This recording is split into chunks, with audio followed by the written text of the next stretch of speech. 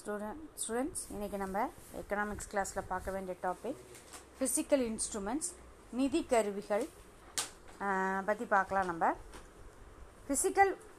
physical policy is implemented through the physical instruments also called physical tools or physical levers. Government expenditure, taxation and borrowing are the physical tools. நிதி கொள்கை அப்படிங்கிறது பார்த்திங்கன்னா சில கருவிகள் மூலமாக சில ஆயுதங்கள் மூலமாக தான் அது செயல்படுது. அந்த கருவிகள்ங்கிறது எதை மெஷர் பண்ணுறாங்க அப்படின்னு பார்த்திங்கன்னா அரசினுடைய செலவு, கவர்மெண்ட் எக்ஸ்பெண்டிச்சர். அடுத்தது டாக்ஸேஷன் அப்படின்னா வரி விதிப்பு, பாரோயிங் அப்படின்னா கடன் பெறுதல். இதுதான் பார்த்திங்கன்னா நிதி கருவிகள் அப்படின்னு சொல்கிறாங்க. இதை பேஸ் பண்ணி தான் நம்ம பார்க்க போகிறோம். இங்கே ஒரு டயக்ராம் கொடுத்துருக்காங்க. இந்த இதில் என்ன பார்க்கலாம். Fiscal policy types, objectives and tools. நிதி கொள்கையினுடைய வகைகள், நோக்கங்கள், அதோட கருவிகள் என்னென்ன அப்படின்னு பார்க்கலாம். ஃபஸ்ட்டு எக்ஸ்பான்ஷனரி ஃபிசிக்கல் பாலிசினா விரிவாக்க நிதி கொள்கை. அடுத்தது கான்ட்ராக்ஷனரி ஃபிசிக்கல் பாலிசினா சுருக்கப்பட்ட நிதி கொள்கை அப்படின்னு சொல்லலாம். கவர்மெண்ட் ஸ்பெண்டிங் அப்படின்னா அரசு செலவுகள், டாக்ஸஸ்னால் வரிகள். கவர்மெண்ட் ஸ்பெண்டிங்னா அரசு செலவுகள், டாக்ஸஸ்னால் வரிகள்ங்கிறது. இப்போ ஃபஸ்ட்டு பார்த்திங்கன்னா எக்ஸ்பான்ஷனரி ஃபிசிக்கல் பாலிசி அப்படின்னா விரிவாக்க நிதி கொள்கை அப்படின்னா கவர்மெண்ட்டுடைய செலவுகள், அரசினுடைய செலவுகள் அதிகமாகவும் வரிகள் குறையும். அடுத்தது கான்ட்ராக்டரி ஃபிசிக்கல் பாலிசி சுருக்கப்பட்ட நிதி கொள்கைன்னா அரசினுடைய செலவை குறைச்சிக்கிட்டு வரி அதிகரிக்கிறது அப்படிங்கிறதான் இந்த பிக்சர் நமக்கு எக்ஸ்போஸ் பண்ணுது அப்படின்னு சொல்லலாம். இப்போ நம்ம பார்க்கக்கூடியது அடுத்த டாபிக் என்ன அப்படின்னா objectives of the fiscal policy அப்படின்னு சொல்லுவாங்க. அப்ஜெக்டிவ்ஸ்னால் என்னது, நமக்கு நோக்கங்கள் அப்படின்னு சொல்லுவாங்க. அதுக்கு முன்னாடி நம்ம இப்போ பார்க்கக்கூடியது இந்த ஃபிசிக்கல் பாலிசினுடைய இன்ஸ்ட்ருமெண்ட்ஸை பற்றி இன்னும் கொஞ்சம் டீட்டெயிலாக நம்ம பார்க்கலாம். அதாவது டாக்ஸேஷன் அப்படின்னு நம்ம பார்க்கும்போது வரி கொள்கை, வரி விதிப்பு அப்படின்னு சொல்லுவாங்க. வரி விதித்தல் அப்படின்னு நம்ம சொல்கிறோம். Taxes transfer income from the people to the government. அதாவது வரி தான் மக்களிடமிருந்து வருமானத்தை அரசுக்கு மாற்றுகிறது. வரி மூலமாக தான் மக்களுடைய வருமானங்கள் அரசுக்கு போய் சேர்கிறது. Taxes are either direct or indirect. அந்த வரிகள்ங்கிறது நேரடியாகவோ மறைமுகமாகவோ இருக்கும் அப்படின்னு சொல்லலாம். Taxes are either direct or indirect. An increase in the tax reduces disposable income. So taxation should be raised to control inflation. During depression, the taxes are to be reduced அப்படின்னு சொல்கிறாங்க.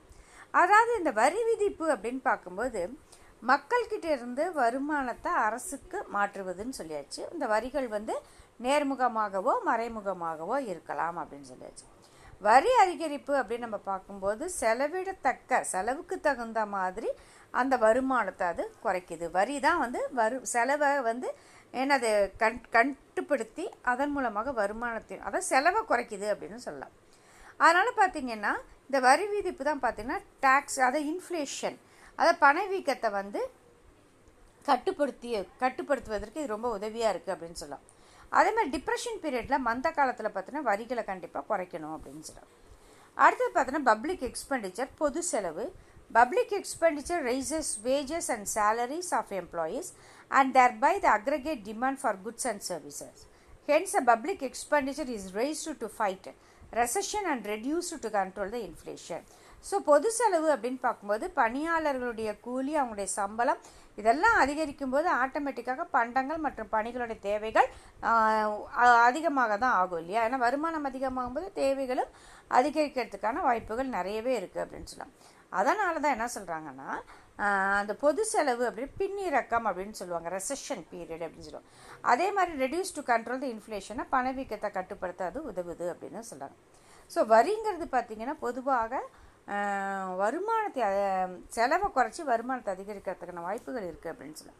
அடுத்து பப்ளிக் டெப்ட் அப்படின்னு சொல்லுவோம், பொதுக்கடன்.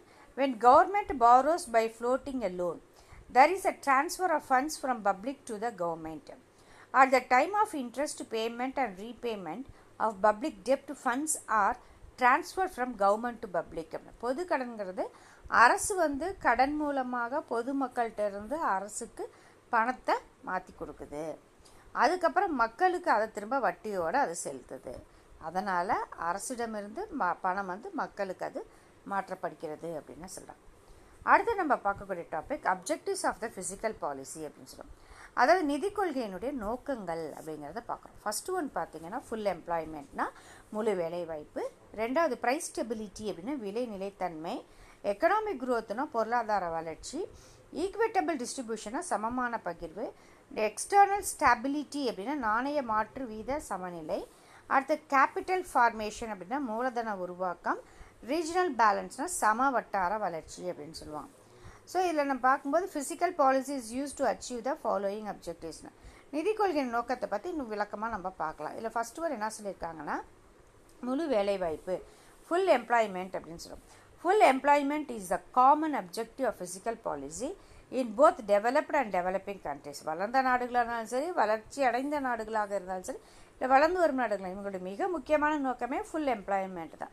முழு வேலைவாய்ப்பை ஏற்படுத்தி கொடுக்கறது அப்படின்னு சொல்கிறோம்.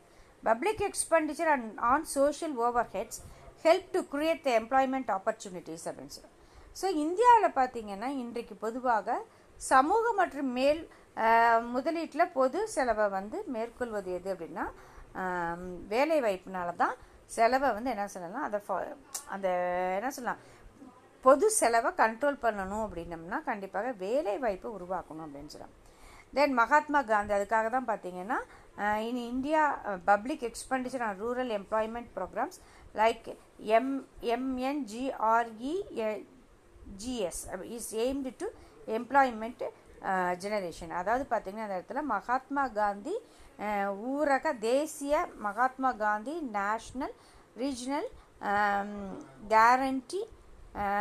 கேரண்டி சர்வீஸ் அப்படின்னு சொல்லக்கூடிய சர்வீஸில் ஸ்கீமு, அதாவது மகாத்மா காந்தி தேசிய ஊரக வேலைவாய்ப்பு திட்டம் அப்படிங்கிற திட்டத்தை இவங்க உருவாக்கியிருக்காங்க அப்படின்னு சொல்லலாம். அடுத்தது ப்ரைஸ் ஸ்டெபிலிட்டி அப்படின்னு விலை நிலைத்தன்மை அப்படின்னு சொல்லலாம். Price instability is caused by the mismatch between the aggregate demand and aggregate supply. அதாவது விலைங்கிறது நிலையற்ற தன்மை மற்றும் மொத்த தேவை மற்றும் அளிப்புக்கிடையே உள்ள சமமின்மை இது ஏற்படுத்துது அப்படின்னு சொல்கிறாங்க. Inflation is due to excess demand for goods. If excess demand is caused by the government expenditure in excess of real output, and most effective measures is to cut down public expenditure. Taxation of income is the best measure if the excess demand is due to the private spending. Taxation reduces the disposable income and so aggregate demand. So, fight depression and government need to increase its spending and reducing taxation. விலை நிலையற்ற தன்மை அப்படின்னு பார்க்கும்போது மொத்த தேவை மற்றும் அதனுடைய அளிப்புகளுக்கு இடையே இருக்கக்கூடிய அந்த சமமின்மையை ஏற்படுத்துது அப்படின்னு சொல்லலாம். அதுக்கப்புறம் பொருட்களுக்கான அந்த தேவை அதிகரிக்கிறதுனால பணவீக்கமும் ஏற்படுது. ஸோ பொது செலவு மூலமாக தான் அந்த உண்மையான உற்பத்தி அதிகரித்து தேவையான அளவையும் அதிகரிக்கிறதுக்கான வாய்ப்புகள் இருக்குது அப்படின்னு சொல்லி. ஸோ பொது செலவை குறைப்பதனால என்ன செய்யலாம், அந்த நிலையற்ற தன்மையை நம்ம இது பண்ணிக்கலாம் அப்படின்னு தவிர்த்துக்கலாம் அப்படின்னு சொல்லி. ஸோ தேவைக்கு மேலே உள்ள தேவையை வரி விதிப்பின் மூலமாக தான் என்ன செய்ய முடியும், கண்ட்ரோல் பண்ண முடியும் அப்படின்னு சொல்லலாம். அந்த செலவு செய்வதை குறைக்க முடியும்னு சொல்லலாம். ஸோ பொது செலவாக இருந்தாலும் சரி, இல்லை மந்த காலத்துலேயும் நம்ம அதை தான் எதிர்கொள்ளணும் அப்படின்னு சொல்லலாம். அதாவது to fight the depression the government needs to increase it's spending and reduce the taxation. So அது மந்த காலத்து அரசுடைய செலவு மற்றும் அதை அதிகரித்து அது வரி விதிப்பை நம்ம குறைச்சிக்கிறது தான் சிறந்தது அப்படின்னு சொல்லலாம். அடுத்தது எக்கனாமிக் க்ரோத், பொருளாதார வளர்ச்சி. Fiscal policy is used to increase to produce the capacity of the economy. Tax is to be used as an instrument for encouraging investment. So இப்போ ஒரு பொருளாதார வளர்ச்சி அப்படின்னு பார்க்க, ஒரு பொருளாதாரத்தின் உற்பத்தி திறனை அதிகரிக்கிறதுக்காக, அதை பெருக்கிறதுக்காக நிதி கொள்கையை அது பயன்படுத்துது அப்படின்னு சொல்லலாம். Tax is to be used as a instrument for encouraging investment அப்படின்னா அந்த மூலதனத்தை, அந்த முதலீட்டை அதிகப்படுத்துவதற்கு ஒரு கருவியாக பயன்படுத்துதுன்னா இந்த டேக்ஸ் தான் அப்படின்னு சொல்லலாம். Tax holidays and tax rebates for new industries stimulate investment அப்படின்னு சொல்கிறாங்க. அதாவது இன்றைக்கி பார்த்தீங்கன்னா பொதுத்துறைகள் பார்த்திங்கன்னா வரி விடுமுறையோ இல்லை வரி தள்ளுபடிகளோ புதிய தொழிற்சாலைகள் மூலமாக முதலீட்டை அது அதிகப்படுத்துது அப்படின்னு சொல்லலாம். Public sector investments are to be increased to fill the gap of left by private investment when resource mobilization through tax measures is inadequate, the government resorts to borrowing both from internal and external resources to finance growth projects. So தனியார் துறையினால் இன்றைக்கி நிரப்ப முடியாத அந்த இடைவெளி அது வந்து அதை நிரப்புதுன்னு சொல்லலாம். வரிகள் மூலமாக வளங்களை திரட்டுறது பற்றாக்குறை ஏற்படாமல் அரசு அதுக்கு தகுந்த மாதிரி திட்டங்களை வகுக்குது அப்படின்னு சொல்லலாம். அந்த வகுத்து அதுக்கு தகுந்த மாதிரி என்ன செய்கிறாங்க, நிதி அளிக்கிறாங்க அப்படின்னு சொல்லலாம். அடுத்து ஈக்குவட்டபிள் டிஸ்ட்ரிபியூஷன் அப்படின்னா சமமான பகிர்வு அப்படின்னு சொல்லலாம். Progressive rates in taxation help to reduce gap between rich and poor. So வளர்வீத முறை அப்படின்னா பணக்காரங்க ஏழைங்க அப்படிங்கிற இடைவெளி அது குறைக்கிறதுக்கு உதவுதுன்னு சொல்லலாம். Similarly progressive rates in public expenditure through welfare scheme such as free education, noon meal for school children and subsidies promote the living standard of poor people அப்படின்னு சொல்லலாம். இன்றைக்கி வந்து பார்த்திங்கன்னா வளர் வீதத்தில் வந்து பொது செலவு அதிகரிப்பதனால சில நலத்திட்டங்கள் இருக்குது. இலவச கல்வியோ, பள்ளி குழந்தைகளுக்கான மதிய உணவோ மற்றும் மானியங்கள், இது மாதிரியான ஏழை மக்களுடைய வாழ்க்கை தரத்தை அதை மேம்படுத்துறதுக்கு ரொம்ப சப்போர்ட்டிவாக இருக்கும் அப்படின்னு சொல்லலாம். அடுத்தது பார்த்தீங்கன்னா எக்ஸ்சேஞ்ச் ஸ்டெபிலிட்டி அப்படின்னு சொல்லுவாங்க. Fluctuations in international trade caused in movements in exchange rate, tax concessions and subsidy to export oriented units help to boost exports. Customs duties and import on non-essential items help to cut the import bill. The reduction in the import duty on import of raw material and machinery enables reduction in the cost and make the exports competitive. இன்னைக்கு இந்த exchange stability நிலைய நாணய மாற்று சமநிலை அப்படின்னு சொல்லுவாங்க. இது வந்து பார்த்தீங்கன்னா நுகர்விற்கு ஏற்ப வந்து பார்த்தீங்கன்னா அந்த பன்னாட்டு வாணிபத்தினுடைய ஏற்ற இறக்கங்களை அதை ஏற்படுத்துதுன்னு சொல்லலாம். வரி சலுகைகள் மற்றும் அதனுடைய உதவித்தொகைகளை வந்து வழங்குறது மூலமாக ஏற்றுமதி அதிகரிக்குது.